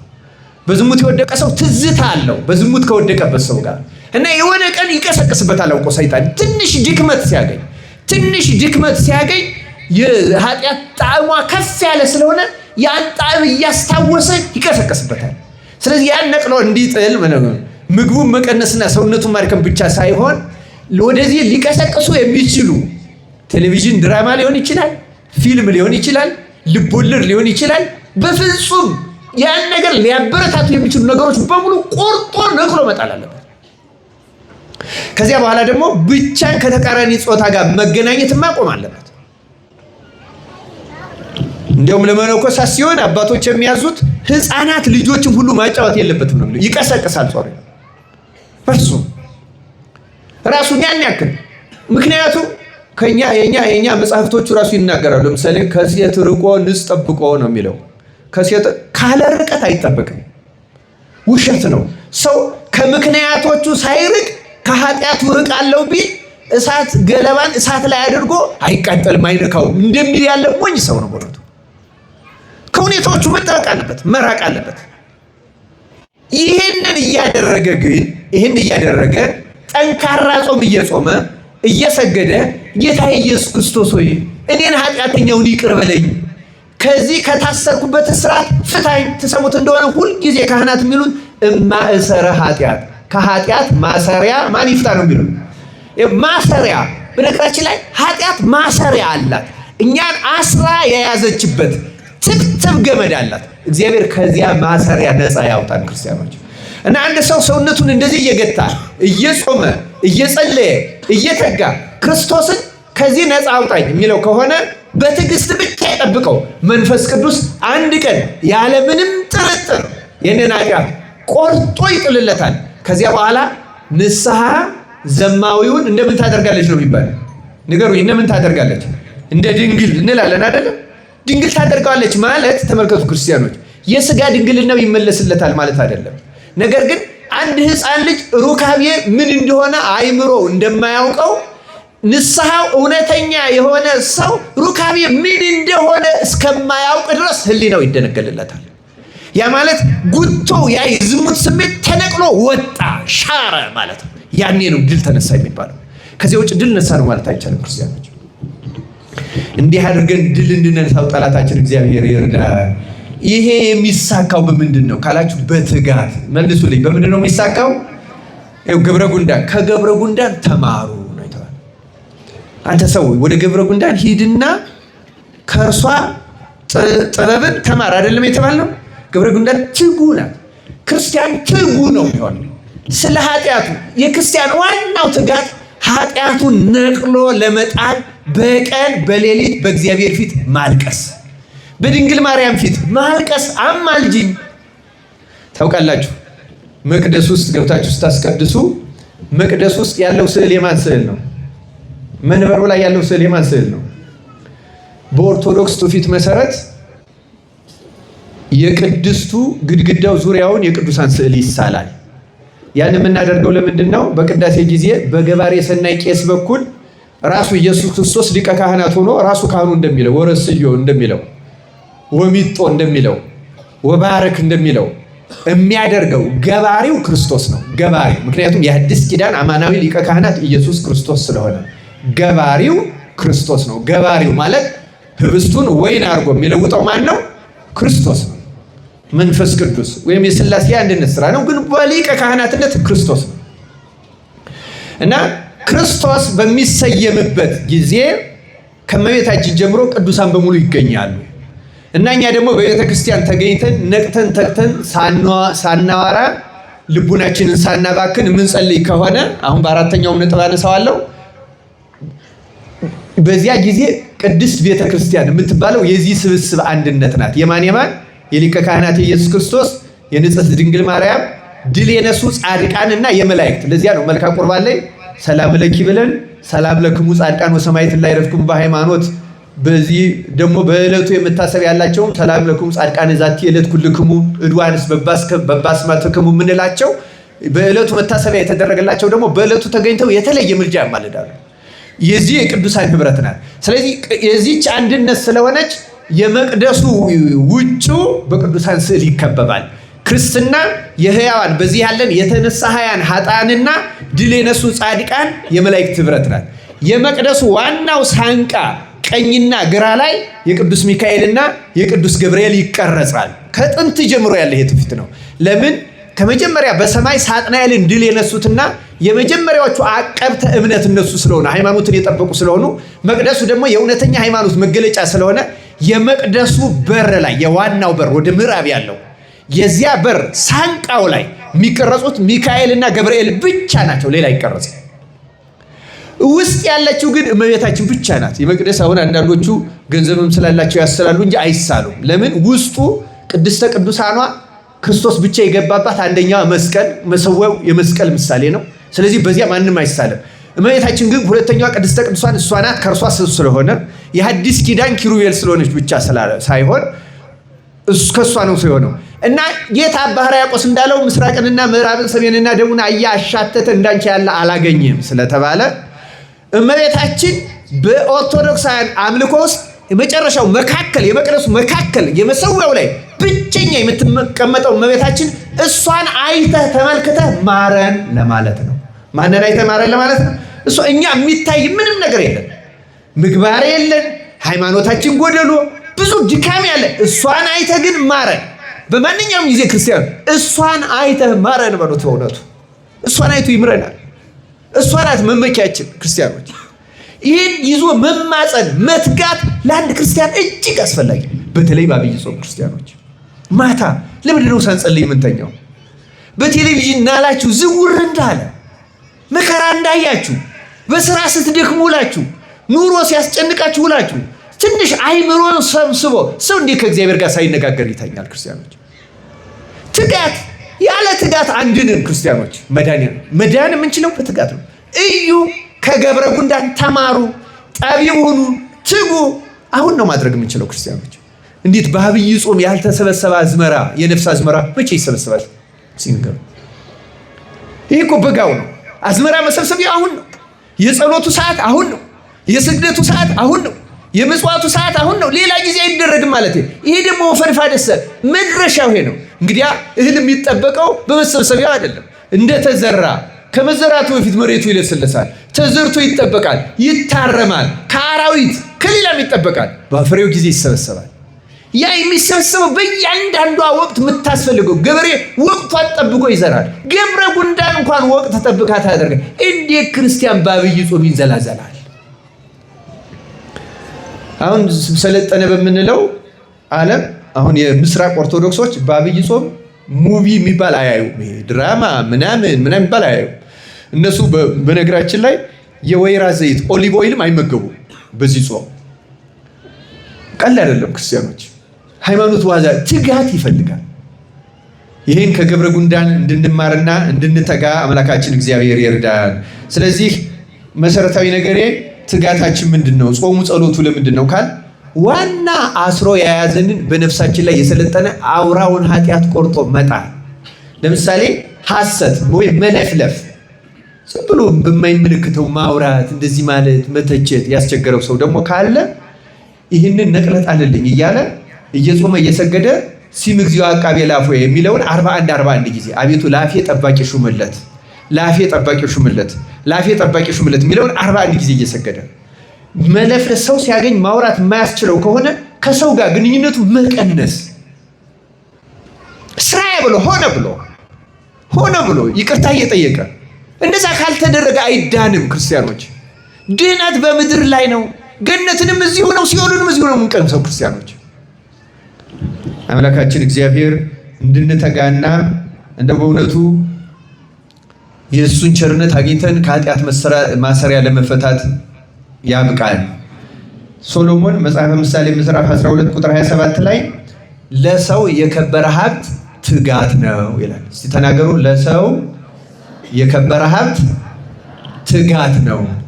በቃ ሀብት ማለት ትጋት ነው። ክርስቲያኖች እውነት ለመናገር በምድራዊም ሀብት የተጋ ሰው ያገኛል፣ የሰራ ሰው ያገኛል። ማደጉ አይቀርም፣ መለወጡ አይቀርም። ትጋት ያለው ሰው ከኃጢአት ማሰሪያ መፈታቱ የማይቀር ነገር ነው። ትጋት ያለው ሰው ቅዱሳት መጻሕፍትን የሚሰማ እያነበበ ማታ አሁን ብናነብ ትንሽ በተለይ ማታ የሚመከረው ወንጌል ነው። ወንጌልን በተለይ ከማቴዎስ 5 ጀምሮ ያሉትን ብታነቧቸው እነዚህ መሰረታዊ ሕጎች እንደዚህ የሚሉት ይህን እኮ እኔ አልፈጸምኩትም ጌታዊ ይቅር በለኝ፣ ይህንንም ተላልፌዋለሁ ይቅር በለኝ የሚል ሰው ትልቅ ንስሐ ነው የሚፈጽመው።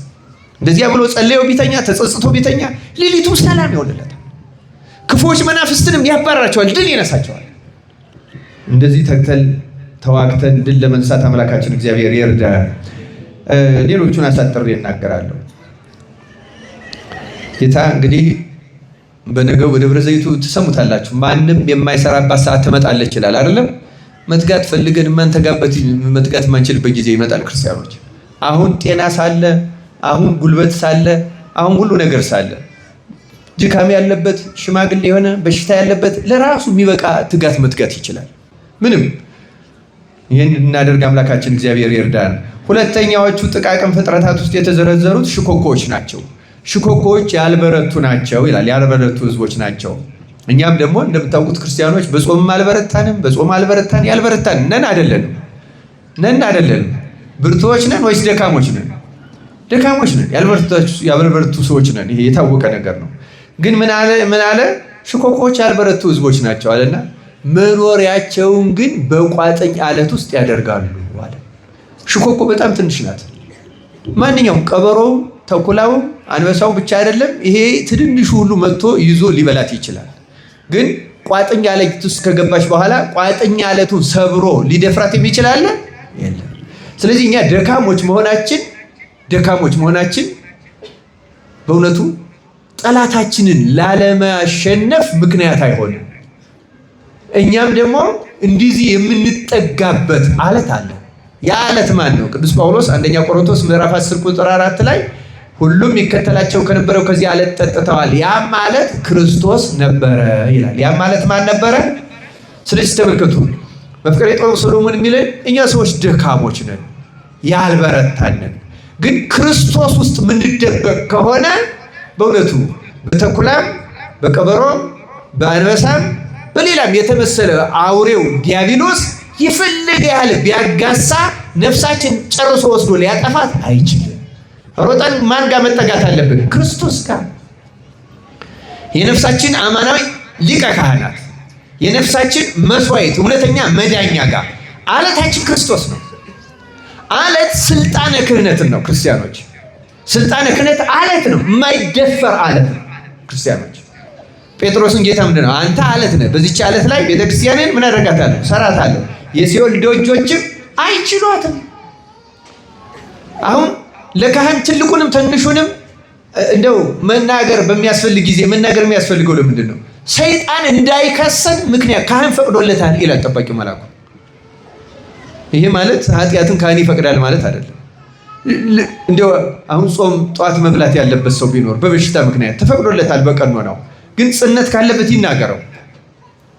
ሌላም በጣም የሚያስቸግረን ማድረግ የነበረብን ግን ለምሳሌ አንዳንድ ሰው ሰውነቱም ደህና ሆኖ ጾም የማይችል ሰው አለን አይደለም? እንደዚህ አይነት ሰዎች እርግጥ ጾምን የሚሻለው መልመድ ነው። ምክንያቱም ያለ ጾም የመዳን ተስፋም የለም እውነት ለመናገር። ምክንያቱም መሰረታዊ ኃጢአቶችን ለመንቀል እንደ ጾም ያለ መድኃኒት ስለሌለ፣ ጾም አባቶች እንደሚሉት የዛገ ብረትን ዝገቱን ለማስለቀቅ አንጥረኞች ብረቱን ምን ውስጥ ነው የሚጨምሩት? እሳት ውስጥ ጨምሩታል አይደለም? እሳቱ ማለት ጾም ነው። በነገራችን ላይ በእኛ ውስጥ አሁን ቅድም ያልኳችሁ የተጣበቁ ኃጢአቶች ለማስለቀቅ ጾም መሰረታዊ ነገር ነው። ልክ ነፍስ የጋለ ብረት ከዚያ በኋላ በመዶሻ ነካ ሲያደርጉት እርግፍ እያለ ዝገቱ እንደሚወድቀው ካህን ያን የጸሎተ ንስሐን ሲደግምልን ይቅር በለን ሲል ኃጢአት እርግፍ እያለ ነው የሚወድቀው። መጾም በጣም መድኃኒት ነው እና ለጥቂት ጊዜ ልንብረከረክ እንችላለን። ግን ጥሩ ለካህን ከተናገርክ ደግሞ ይመራሃል ካህን። ልክ ሐኪም ቀስ እያለ ያለማመደ እንደሚያድነው ካህንም እንደዚያ ነው የሚያደርገው። እስከ 4 ሰዓት ፈቅጄልሃለሁ፣ ግን 4 ሰዓት ላይ አንዲት ኩርማን እንጀራ ብቻ ብላ። 4 ሰዓት ሲፈቀድልህ ደግሞ አንድ እንጀራ መብላት የለብህም። ደግሞ ቆይቶ መብላት ይቻላል። እውነቴን ነው። በዚያ ሰዓት ተፈቅዶልሃል ማለት ሆድ እስኪሞላ መብላት አለብህ ማለት አይደለም። አቃተው ነፍሱን ሰውነቱን ለማስታገስ ያህል ብቻ ይብላ፣ ይፈቀድለታል። ከዚያ በኋላ ደግሞ ከዚያች እየቀነሰ ያችን ሰዓት ያስተዋዋል። ካህኑ እየገፋ ወደ 6 ሰዓት ያደርሰዋል፣ እየገፋ ወደ 7 ሰዓት ያደርሰዋል። ከዚያ በኋላ የጸጋ እግዚአብሔር ራሱ እየተጨመረ እያጸናን ሰው በእንጀራ ብቻ አይኖርም ወደሚለው ኃይል እንመጣለን። እና ክርስቲያኖች ጾም በጣም መሰረታዊ አስፈላጊ ነገር፣ ግን ዋናው መጠጊያችን ስልጣነ ክህነት ነው። ሽኮኮውን እያብራራው ነው። ሽኮኮዎች መኖሪያቸውን ቋጥኝ ላይ ታረግ ካህኑ ጋር ስትጠጋ፣ በፈቃደ ካህን ስትመራ፣ በእውነተኛ ሐኪምህ ስትታከም ትድናለህ። ሰይጣንን ድል ትነሳዋለህ። አምላካችን እግዚአብሔር በክርስቶስ ላይ አብዝተን ለመመካት ወደ እርሱ ለመጠጋት እና እሱ ሊቀ ካህናት ሆኖ እሱ በሰጣት አማናዊት ክህነት ስር ተጠልለን ለመዳን ያበቃል። ሽኮኮኛ ያልበረታን ሰዎች ነን። ማቴዎስ 7ም ሲተረጎም በእውነቱ አሁን የሚነገረው ፈቃደ ካህን ነው። ለምሳሌ ዝናብ ዘነበ፣ ጎርፍ ጎረፈ፣ ነፋስም ነፈሰ፣ ቤቱንም አንድ ላይ ገፉት፣ ቤቱም በአለት ላይ የተመሰረተው ሳይወድቅ ቀረ፣ በአሸዋ ላይ የተሰራው ወደቀ ይላል አይደል? በአለት ላይ የተመሰረተው በፈቃደ ካህን ላይ። ለምን አሁን መንፈሳዊ ነገር ስትጀምሩ ከኃጢአት ልትላቀቁ ስትታገሉ ሰይጣን አውቆ ብልሃት ነው የሚያመጣባችሁ። ለምሳሌ እንዲሁም ይህ ዓለም እኮ አላፊ ጠፊ ነው፣ ኧረ ተይው ኧረ ተው የሚል ያመጣበታል። ይህ አውቆ ነው፣ ትዕቢት እንዲሰማው ነው፣ የጸደቀ እንዲመስለው፣ የተለወጠ ነገሮችን ሁሉ ጾሩን ነቅሎ የጨረሰ እንዲመስለው ነው። ካህን ግን እውነት እንዳልሆነ ያውቃል። በመጽሐፍት ያውቀዋል። ካህን በመጽሐፍት ያውቀዋል፣ በመጽሐፍትም ያውቀዋል። በእውነተኛ ካህን ተጋዳይም ከሆነ በሕይወትም ያውቀዋል። ስለዚህ ተው ይለዋል። ደግሞ በኋላ ይመጣና ደግሞ አግባ ይለዋል። ደግሞ ይህን ወጣቱንም ከዚያ በማግባት ስም ያችንም ይችንም ያንንም ይህንንም እያሳየ ወደ ምንዝር ይወስደዋል። ደግሞ ተው ተረጋጋ ይለዋል። ከጾር አላቆ ነው የሚያጋባው ሲያጋባ እንኳን። ምክንያቱም ጾር በጋብቻም አይለቅም። አሁን እንደዚህ ያለው ጾር ተጋብቶም አይለቅም።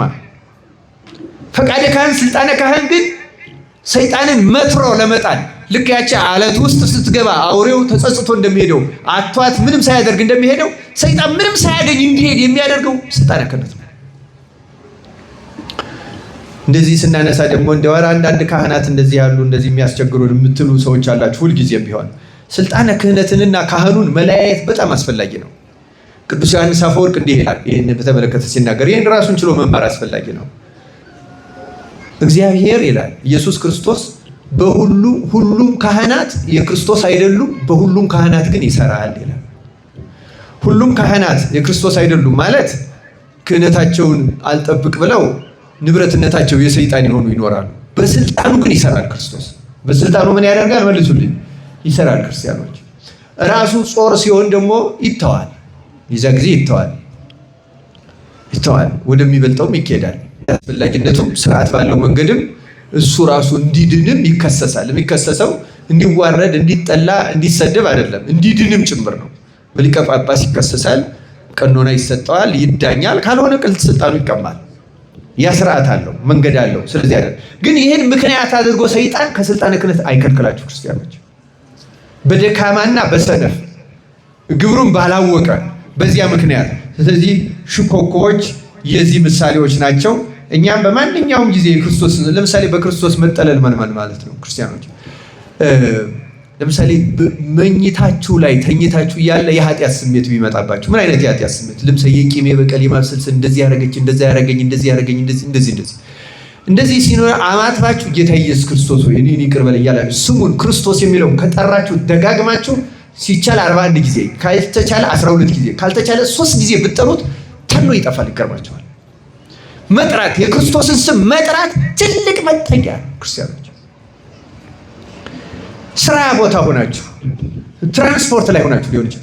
በማንኛውም ጊዜ የሚመጣባችሁ ፈተና በልባችሁ ውስጥ የክርስቶስ ስም መጥራት እግዚኦ መሐረነ ክርስቶስ የለመድነው ነገር ነው። ግን በግል አድርጋችሁ እዚህ መጽሐፍ ላይ እንዳለው ቀራጩ እንዳለው ጌታ ኢየሱስ ክርስቶስ እኔን ኃጢአተኛውን ይቅር በለኝ እንዳለ ደረቱን እየደቃ ይችን የሚል ሰው የክርስቶስ ስም ትምክህት አለት ሆኖት በህሊናው እየተጉላላ ካስቸገረው በሽታ ይፈወሳል። የዝሙት ስሜት ይመጣል። ሌላም የስርቆት ሊሆን ይችላል። እነዚህ የክርስቶስ ስም አምባ፣ መጠጊያ፣ መጠለያ እናደርገው ክርስቲያኖች። ውጊያ ማለት ይሄ ነው። እንዲህ ስናደርግ ፈተናችንን እያቀለል ነው፣ ድል እየነሳን ከዛ በኋላ መቼስ አንዳንድ አቅም የሌለው ሰው አንድ ነገር ሲሆን ወንድሙን ወይ አባቱን እንደሚጠራው ማለት ነው አይደለም? እኛ በማንኛውም ጊዜ የምንጠራው ማንን ነው? ንገሩኝ። ማንን ነው? የሚመካ ቢኖር በማን ይመካ? ኢየሱስን። እግዚአብሔርን ስም መጥራት አለት ነው፣ አምባ ነው። ለዚህ ነው ዳዊት አምባዬ አለቴ የሚለው እግዚአብሔር። ለዚያ ነው ማሸነፊያው ነው፣ አይደፈርም። ሶስተኛዎቹ አንበጣዎች ናቸው። አንበጣዎች ንጉሥ የላቸው፣ ሁሉም ግን በመልካም ስርዓት ይጓዛሉ ይላል። ሁሉም ምን ያደርጋሉ? እኛም ክርስቲያኖች የሚያስፈልገን ይህን ስርዓት ነው። በእውነት በኢትዮጵያ ቤተክርስቲያን በተለይ በከተማ ባሉት አብያተ መቃደስ በአሁኑ ዘመን ስርዓት ጠፍቷል። በእውነቱ ተበላሽቷል። ቤተ መቅደስ አሁን በቀኝ ጊዜ ተገኝቶ መጸለይም አይቻልም። ቤተክርስቲያን የሚመጣ ሰው ቢኖር የራሱን የሚችለውን ካደረገ በኋላ አንዱ ቦታ ቁጭ ብሎ ስልክ ማውራት ነው። የሚያስቅ ከሆነ ይስቃል፣ የሚያናድድ ከሆነ ይጮሃል፣ ይበሳጫል፣ እንደገጠመው ነገር ይናገራል። ቤተክርስቲያን የጸሎት ቤት ናት። ክርስቲያኖች የወሬ ቤት አይደለችም። ከዚህ ጀምሮ እናስተካክለው። እኛ ብንስተካከል እግዚአብሔር ገጸ ምሕረቱን ይመልስልናል። ክርስቲያኖች ምናየው መቅሰፍት በሀገራችን የአብያተ ክርስቲያናት መቃጠል፣ የክርስቲያኖች መታረድ አያሳዝናችሁም? በየዕለቱ ያለው ይህ እኮ ያለ ጥርጥር የኃጢአታችን ውጤት ነው። ክርስቲያኖች እንስተካከል፣ እንታረድ። አንበጣን ያህል የዚህ ተራ ፍጥረት ንጉሥ ሳይኖረው፣ 10 አለቃ ሳይኖረው፣ 100 አለቃ፣ ሻህ አለቃ ወይም ኮሎኔል ጄኔራል ሳይኖረው በመልካም ስርዓት እንዴት መጓዝ ቻለ? ሰውን ያህል ፍጥረት የመላእክት ወንድም ሆኖ ተፈጥሮ መጻሕፍት ተጽፈውለት፣ ነቢያት አስተምረውት፣ ሐዋርያት አስተምረውት፣ ሊቃውንት ተርጉመውለት፣ ቅዱሳን ስርዓት ሰርተውለት በየዘመኑ ያሉ ካህናት መምህራን እየነገሩት ሰው እንዴት ከስርዓት ይወጣል? በእውነቱ አሁን በቤተ መቅደስም ብዙ የምናጓድለው አለ። በጣም ብዙ እንዳይቀር ከመየታጎል እውነቱን ለመናገር ሰውም ስለሚበላ ነው እንጂ አሁን ስርዓት ጠፍቷል። ስርዓቱን አክብረን ለመዳን አምላካችን እግዚአብሔር ይርዳል። መጻሕፍት፣ ካህናት፣ ዲያቆናት አለን። በዚህ በጉባኤውም በስርዓቱ ለብቻ መሰልጠን ያስፈልጋል። እኒህን የተመለከቱን ነገሮች ግን ስርዓት ማሟላት በጣም አስፈላጊ ነው። አሁን ይቀርመኛል። አሁን ገና ቅዳሴ ስንገባ ሃሌሉያ መቦብሲ ምንድን ነው የምንለው? የመጻሕፍትን ቃል ሲነበቡ የማይሰማ ቢኖር በቅዳሴ ጊዜ የሚቀመጥ በቅድመ እግዚአብሔር በንጉሥ መቆሙን አቅልሎ የሚቀመጥ ቢኖር እንዲህ ያለ ቢኖር ምንድን ነው የምንለው? ይሰደድም ቤተክርስቲያን ነው አይደለም? እና በአብጥሊስ እንደተባለው ሐዋርያት በአብጥሊስ እንዳሉን ይሰደድ እንላለን። ግን መጀመሪያ ካህን ነው የሚሽረው ይሄንን። ምክንያቱም ንባቡ ራሱ አይነበብም አግባቡ። ገና ንባቡ ሲጀመር ወዲያው መርግፉ ነው የሚመጣው። ዜማውን ቅዱስ እንደው በእውነቱ ዜማው በጣም አስፈላጊ ነገር። ዜማው እኮ የተሰራው ይላሉ አንድ አባት ሲሉኝ እንደሰማሁት ዲያቆናት አንበው ሲመለሱ እያወሩ እንዳይሄዱ እያዜሙ እንዲሄዱ እንዳይሳሳቱ ተብሎ ዜማው ራሱ መርግፉ የተፈጠረው ለዚያ ነበረ። ሌላ ነገር እንዳይናገሩ ማለት በቅዳሴ ጊዜ እንጂ ንባቡን ለማስቀረት አይደለም። ምክንያቱም ንባቡ ራሱ የምንቀደስበት የመጽሐፍት ምስጢር የሚታደለው በቅዳሴ ምንባብ ነው። እንዲያውም ዜና አበው ላይ ምን ይላል? መጽሐፉ ፊደሉ የጎላ ይሁን፣ አንባቢው አትብቶ አጥርቶ ያንብብ ነው የሚለው። አሰምቶ በደንብ አድርጎ የመጽሐፉ ፊደልም የታረመ ይሁን ይላል። ዜና አበው ላይ የተጻፈ ነው በነገራችን በመጽሐፋችን። ምክንያቱም የምንቀደሰው በእግዚአብሔር ቃል ነው። ጌታ ብሏል ዮሐንስ 6 ላይ ቃሌ መንፈስ ነው ሕይወትም ነው። የእግዚአብሔር ቃል እኮ ሕይወትም መንፈስም ነው። ነህምያ እኮ እንዲያውም በብሉይ ኪዳን ኢየሩሳሌም ሲሰራ ፄዋውያን የተማረኩት ተመልሰው ገና አዝመራ ስላላዘመሩ ቀድማችሁ መስራት አለብን ስለተባለ ሲሰሩ ውለው ደከሙት፣ ራባቸው። ቁጭ ያደረገና ኦሪቱን ሲያነብላቸው እንደበሉ ኃይል አግኝተው ተነስተው መስራታቸውን ቀጠሉ ይላል። ለሚያምን ኦሪት እንኳን የእንጀራ ያህል ጉልበት ተሰጠናል። እንኳን ወንጌል የክርስቶስ ቃል ክርስቲያን እንኳን ያዲሳል መስማት መጠንቀቅ። እንደ ቅዳሴ ያለ የመጨረሻ ጸሎት የለም። በእኛ ቤተክርስቲያን ደግሞ እንደ ቅዳሴ ያለ የተናቀ የለም። ምክንያቱም ያቋቋሙ መምህር በሙያው አቋቋም ስለሚበልጥ ይሄ ሰሞነኛ ነው የሚለው ሲንቅም፣ የድጓው መምህር እንደዚያ ይላል፣ የቅኔው እንደዚያ ይላል። ተሸፋፍኖ ደክሞ ሌሊቱን ሲቆም አድሮ ሲደክም አድሮ ተጎድቶ ይሄዳል። እውነት ለመናገር ባለመማር ባለማወቅ ምክንያት ከክርስቶስ ጋር እንዴት ሰው ይወጣል? አሁን የኛ የመጽሐፍት መምህራን በውዳሴ ማርያም በሐሙስ ውዳሴ ማርያም ትርጓሜ ላይ ያስገቡት የነዚህ ሳያስቀድሱ የሚወጡትን አገልጋዮች ማለት ነው። ከሌሊቱ ከቁመቱ ቀንሰው ቅዳሴው ድካም አለ፣ የታወቀ ነገር ነው። የመርጌቶቹ ድካም ቀላል አይደለም። ግን ደግሞ ከዚያ ቢቀንሱ ይሻላቸዋል። ቅዳሴውን ከሚቀንሱ የቁመቱን ሰዓት መቀነስ ይሻላል። እውነት ለመናገር ማሰሪያው እሱ ነው። ሰው እንጨት እንኳን ሰብስቦ ካላሰረው ተበታትኖ ነው የሚወድቀው። እና ቅዳሴ መሰረታዊ በመጨረሻ ከቅዳሴ በኋላ አሁን ምሕረት መተን እናስተምራለን። በነገራችን ላይ አሁን ያ በስራ ክልክል ነው። ግን አሁን የሚደረገው ለምንድን ነው? ሰው ሌላ ጊዜ መጥቶ ስለማይማር ማለት ነው እንጂ ስርዓቱ ዋዜማ የሚባለው የኛ የቅዱስ ያሬድ መቼም ከፍ ያለ ዜማ እግዚአብሔር ገልጾለት በዚህ አድርገን ነው እንጂ አሁን ግብጾችም ሌሎችም ያደርጉታል። ዋዜማ ማለት አሁን ለእሑድ በእኛ ጋር እንግዲህ አፄ ዘርዓ ያዕቆብ ብቻ ይመስለኛል የሞከረው። ህዝብ ተሰብስቦ ማታ ቁጭ ብሎ መማር አለበት። በኢትዮጵያ ግን እንዳሁኑ ከተማ ስላልነበረ ገጠርም ስለሆነ ወንዞችም ስላሉ ተሰብስቦ መጥቶ ተምሮ አምሽቶ ሄዶ ሊመጣ አይችልም ሰው በእውነቱ። ያም ነው አንዱ የበደለው እንጂ ዋዜማ ማለት ምዕመናን ይገኛሉ፣ ጸሎት ይጸለያል በደንብ። አሁን ማህሌትም ባይቆም ልክ እንደ ተፈስዮ ማርያም እንደ መልካ ስዕል እንደ ምናምን ያለው ጸሎት ማታ ነው የሚጨርሱት። አሁን ግብጾች እስከ ምሽቱ አረሳ ነው የሚጨርሱት። ከዚያ በኋላም አይበላም። እውነቱን ለመናገር በጊዜ ይቀመሳል። ለቁርባን ነው የሚዘጋጁት። እሁድ በነቀደም ብሎ ይመጣል፣ ቅዳሴ ይቀደሳል፣ ይቆረባል። ክርስቶስ ተሰይሟል። ክርስቶስ ከተሰየመ እሱ ሊቀ ካህናት ሆኖ ምስጢራትን ከለወጠ ከዚያ በኋላ ትምህርት የለም። ወንጌል ላይ የታዘዘች ናት በስርዓት እሷም ከምንባባቱ በኋላ። ምክንያቱም ምንባባቱ ለማንጻት ነው የሚነበቡ፣ ቆራቢዎቹንም ለማዘጋጀት አጠቃሎ ወደ ቁርባን የሚያዘጋጅ አጭር ትምህርት ሰጥቶ አንጽቶ አጥቦ ማተም ማለት ነው። በስጋው ከስጋው ደግሞ በኋላ ምንም የለም። አሁን እኛ ስርዓት ጣሳችሁ ላለመባል አርንኑን እናዘገያታለን እንጂ ስርዓት አይደለም። ትምህርት በዋዜማ ማለቅ ያለበት እኛ ስርዓት ብናውቅ ማለት ነው። ከዚያ በኋላ በተለይ እቱ በሰላም ከተባለ በኋላ በቤተ ክርስቲያን ህዝብ ሰብስቦ የሚጸልይ ካህን ቢኖር ስልጣኑ ይሻር ነው የሚለው። ምክንያቱም ከክርስቶስ ሊቀ ካህን በላይ ራሱን አግኗላ። እሱ ከተሰየመበት ቅዳሴ ላይ አንድ ነገር ማድረግ አይችልም። በተቀደሰበት መቅደስም አሁን ሁለት ቤተ መቅደስ በአንድ ግቢ ውስጥ ይሰራሉ በሌሎች ሀገሮች። ያ የሚሰራበት ምክንያት አሁን ሰለጠነ ዘመን ሆነና ፋብሪካ አድረው የሚመጡ ለቅዳሴ ደርሳሉ። ክርስቲያን ከሆነ ደግሞ እሑድ ማስቀደስ አለበት፣ አይቀርም። እንደኛ ዝም ብሎ ሲፈልግ መምጣት ሲፈልግ መቅረት የለም። ነፍስ አባቱ ይቆጣጠራል። ሲሪየስ ነው። ስለዚህ ምን ያደረጉ እነ ሩሲያ እነ ግብፅ ሁለት ቤተ መቅደስ ያደርጋሉ። ግብጾች እንኳን በመንበር ያደርጉታል። ሩሲያዎች ግን በፍጹም አያደርጉትም። ጠዋት በ12 በነግ ተኝተው ላደሩ ይቀድሱላቸዋል። ፋብሪካ ላደረው ደግሞ ቤቱ ገብቶ ልብስ ቀይሮ ገላውን ታጥቦ ከቻለ 1 ሰዓት 2 ሰዓት እንቅልፉን አስታክሶ 4 ሰዓት ላይ ይደርሳል። 4 ሰዓት በሌላ መቅደስ ቅዳሴ ይገባል። ምክንያቱም ሰንበት ሳያስቀድስ አይውልም። ሰው እንዴት ይውላል? ክርስቲያን ሆኖ እንዴት ክርስቲያን ሆኖ ሳያስቀድስ? አሁን ግብጾች የእስላም ሀገር ስለሆኑ እሑድ የሥራ ሀገር ነው በእነሱ።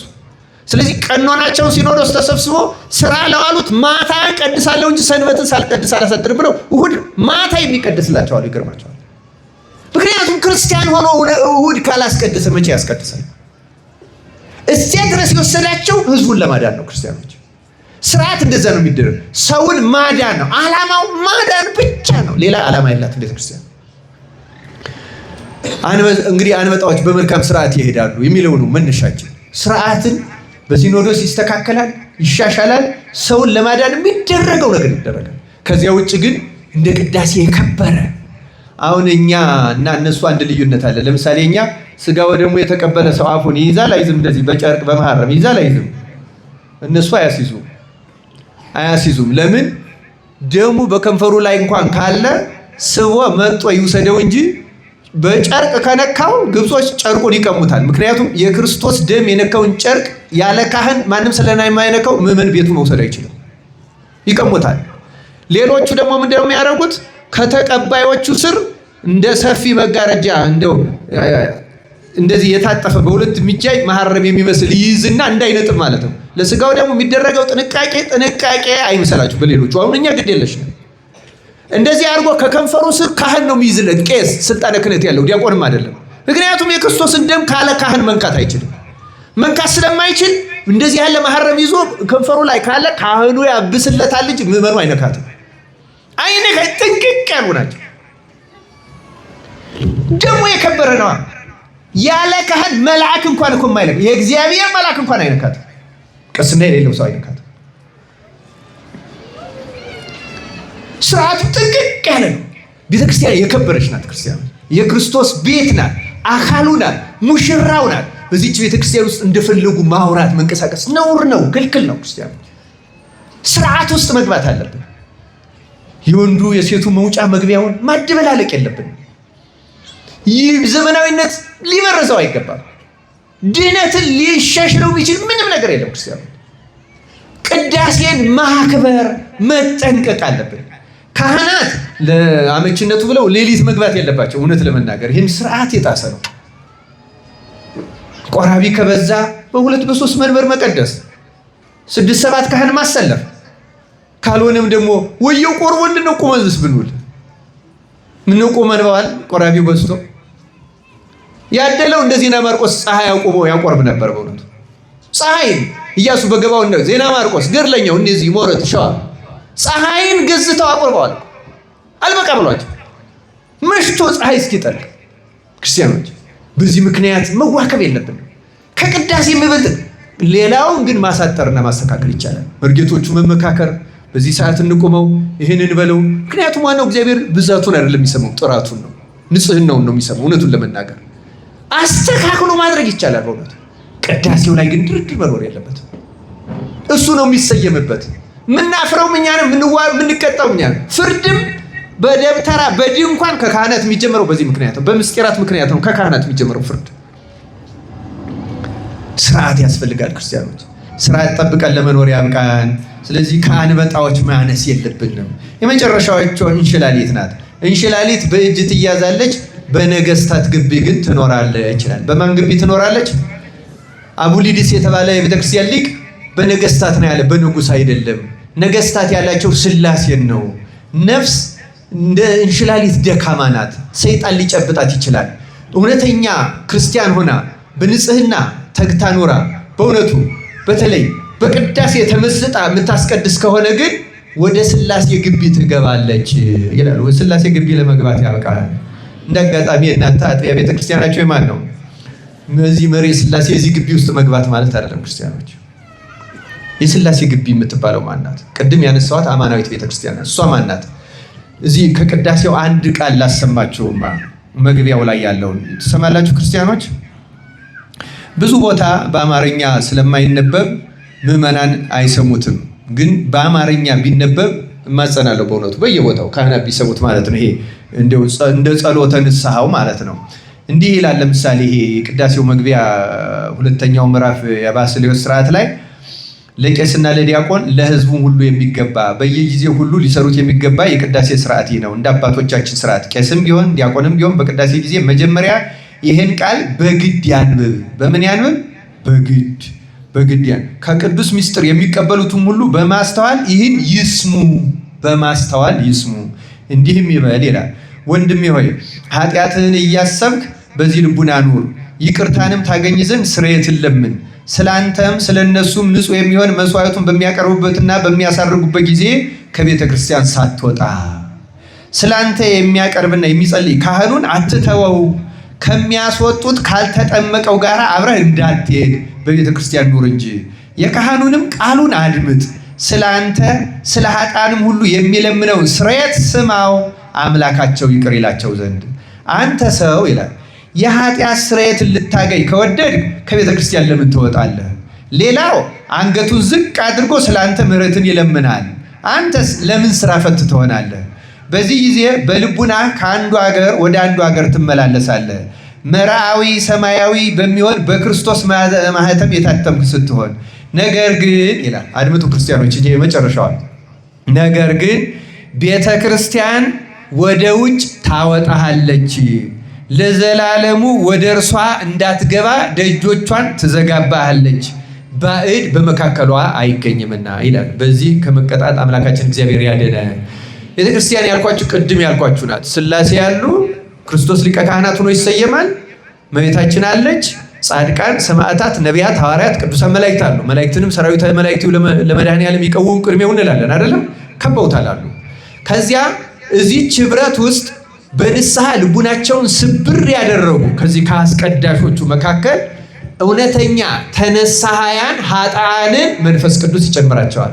ስማችሁን ያዙ። ተነሳሃያን ኃጥአን በሉ እስቲ ተናገሩ። ኃጢአተኞች ሁለት አይነት ነን። ንስሐ የሚገባና ንስሐ የማይገባ። ንስሐ የሚገባ ማለት በካህኑ ጋር በየሆነ ጊዜ እየሄደ የሚናገር ማለት ብቻ አይደለም። ዘወትር ኃጢአተኛ ነኝ ብሎ በእግዚአብሔር ፊት በኃጢአተኝነት ታምኖ የሚኖር ማለት ነው። በሊቃውንት አነጋገር ተአምኖ ኃጣው ይባላል። ኃጢአተኛ ነኝ ብቻ ብሎ የሚያምን እኔ በእግዚአብሔር ፊት ፍጹም ኃጢአተኛ ነኝ ብሎ ይሄ ታምኖ ኃጣ ያለው ተነሳሂ ኃጥእ ይባላል። ይህንን መንፈስ ቅዱስ ይደርበዋል። ሌላው ቀርቶ ቅዳሴው አንዳንዶቹን ቃላት ብትሰሟቸው አንድ ሰው እኔ እሰግዳለሁ፣ እጾማለሁ፣ እጸልያለሁ፣ እንዲህ አደርጋለሁ፣ እተጋለሁ፣ ደህና ነኝ፣ ብቁ ነኝ ብሎ እንዳያስብ የሚከለክል ነው ቅዳሴው። ምክንያቱም እያንዳንዱ የካህኑ እጁን ሲታጠብ በተናጽኦ ጊዜ የሚያለው ብቻ አይደለም። ነጽር ሲል አስተውል ይላል። ቅድሳት ለቅዱሳን ይላል ቄሱ። የተቀደሰው ስጋና ደም ነፍሱ ለተቀደሰች ብቻ ይላል። የዚያ ጊዜ እኛ ምን እንላለን? በእግዚአብሔር ፊትማ ማንም ቅዱስ የለም። አሐዱ አብ ቅዱስ፣ አሐዱ ወልድ ቅዱስ፣ አሐዱ ውእቱ መንፈስ ቅዱስ ነው የምንለው። በስላሴ ፊት ማንም ቅዱስ ለስጋው ደግሞ የሚበቃ የለም ብለን ኃጢአታችን እናምናለን። ይህን ስናምን ካህኑ እግዚአብሔር ምስለ ኩልክሙ የእግዚአብሔር መንፈስ ከእናንተ ጋር ይሁን ይልና ወዲያው 41 ጊዜ እግዚኦ መሐረነ ክርስቶስ ይባላል። ልክ 41 ጊዜ እግዚኦ ከተባለ በኋላ እንደገና ካህኑ ዲያቆኑ እለ ውስተ ንስሐ ሀሎክሙ አትቱ ርእሰክሙ በንስሐ ውስጥ ያላችሁ ራሳችሁ ምን አድርጉ ይላል። ዝቅ ዝቅ። አሁን ካህኑ ወደ ህዝቡ ይዞርና አቤቱ ጌታ ሆይ በንስሐ ውስጥ ያሉትን ቀደመ በደላቸውን ይቅር ብለህ ወደ ንስሐቸው ተመልከት፣ ኃጢአታቸውም አስተስርይላቸው እንዲህ እያለ ወደ ቅድስት ቤተክርስቲያን ጨምራቸው አንድ አድርጋቸው ይላል። ወደ ቅድስት ቤተክርስቲያን ምን አድርጋቸው? አያችሁ፣ ተነሳያን ኃጣንን በዚያ ቅጽበት መንፈስ ቅዱስ ወደዚያ ህብረት ወደ ሥላሴ ግቢ መግባት የተባለው ይሄ። ወደዚያ አስቀዳሽም ቀዳሽም እዚህ ውስጥ ላይ ገባ ይችላል። እንደሚገባው ልቡ ካልተስተካከለ እንደሚገባው ኃጢአተኛነቱን እያመነ የማይለምን የማያማልድ የማይማጽን ከሆነ መንፈስ ቅዱስ በውጭ ያስቀረዋል። እንዲያውም እዚህ ላይ እንደሰማችሁት ቤተክርስቲያን ደጇን ለዘላለም ወደ እርሷ እንዳትገባ ደጇን ትዘጋባለች ይላል። አሁን ደጁ የተዘጋበት ማለት ነው ሊቀድስ ሊያስቀድስ ይችላል፣ ግን ምንም ይቀልበታል። ልማድ ብቻ ይሆንበታል።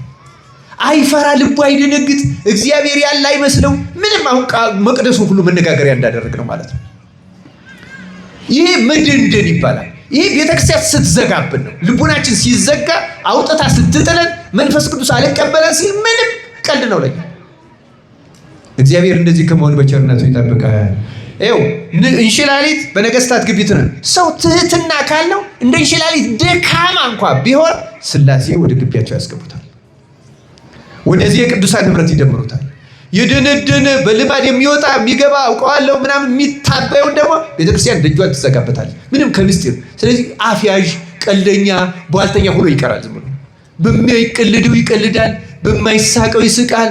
ያወቀ የጠነቀቀ ነው የሚመስለው። ይሄ ግን መንፈስ ቅዱስ የዘጋበት ነው። እንደዚህ ከመሆን አምላካችን እግዚአብሔር ይጠብቃል።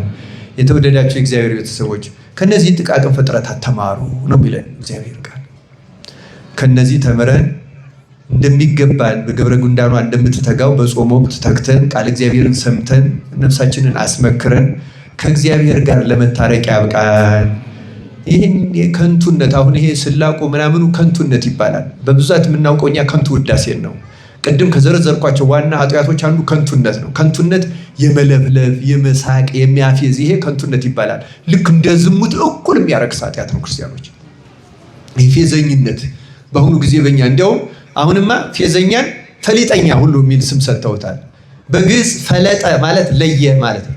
ፈሊጥ ማለት ጽድቅና ኃጢአት ክፉና በጎ ለመለየት መንፈስ ቅዱስ ጸጋ የሰጠው ሰው ነው እንጂ ፈሊጥ ላይ ደርሷል የሚባለው ማንም ሰው አነጋገር ስላራቀቀ ፈሊጠኛ ይባላል።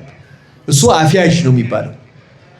በጣም ትልቅ ጸጋ ነው ለፈሊጥ የበቃ ይላል መጽሐፍ ቅዱስ። ለፈሊጥ የበቃ ማለት ለጸጋ መንፈስ ቅዱስ የበቃ ብቻ ነው። ፈሊጥ ማለት እኮ ርኩስ መንፈስና ቅዱስ መንፈስን ይለያል። ለስጋው ደግሞ የበቃውንና ያልበቃውን ይለያል። ፈለጠ እኮ ለየ ነው፣ ለመለየት የበቃ የሚደረገውን የማይደረገውን ለማወቅ ለመለየት የበቃ እንጂ በውር ድንብሱ የሚሄድና ዝም ብሎ ነገር እያራቀቀ ሰው ሲያስቅ የሚውል ፈሊጠኛ አይደለም። እሱ ከንቱነት ከሚባለው ከስምንቱ ዋና ዋና ኃጢአቶች አንዱ የሰለጠነበት በዚያ መንፈስ የታሰረ ነው። አምላካችን እግዚአብሔር ከእንደዚህ ያለው ደዌ ይፈውሰን። ይቆየን። ወስብሐት ለእግዚአብሔር።